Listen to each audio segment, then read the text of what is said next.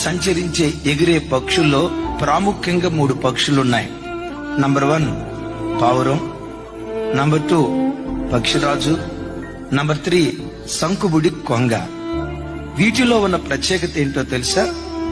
ఒక జీవిత భాగస్వామితో జత కట్టడం ప్రారంభించిన తర్వాత చనిపోయే ఆఖరి క్షణం వరకు ఆ జతతోనే ఉంటాయి. వన్స్ ఒక జత కట్టిన తర్వాత చనిపోయే వరకు ఆ రెండే కలిసి ఉంటాయి. అద్భుతం. మనుషుల్లో కూడా ఈ నీతి విలువ లేదేమో. భార్య చనిపోతే 2వ వివాహం దేవుని వాక్యం అంగీకరిస్తుంది, ఒకవేళ వాళ్ళు చేసుకోవాలనుకుంటే.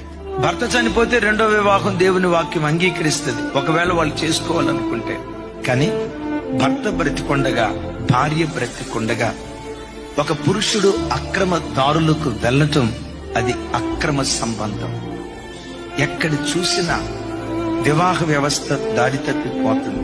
నా భార్య అందగత్తి కాదనో, నాకేదో సంతోషం ఇవ్వట్లేదనో, నాకు నచ్చలేదనో, పిల్లలు పుట్టిన తర్వాత అక్రమదారులకు వెళ్తున్నారు.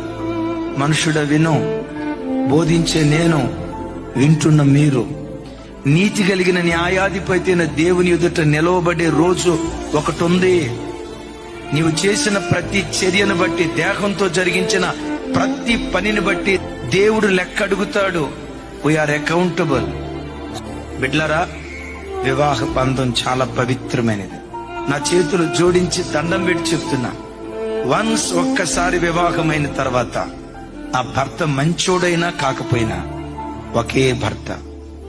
ఆ భార్య అందగత్తి అయినా కాకపోయినా, నేను సుఖపెట్టేదైనా కాకపోయినా ఒకే భార్య. అలాంటి నీతి విలువలతో మన కుటుంబాలను కట్టుకునే కృప దేవుడిచ్చునుగాక.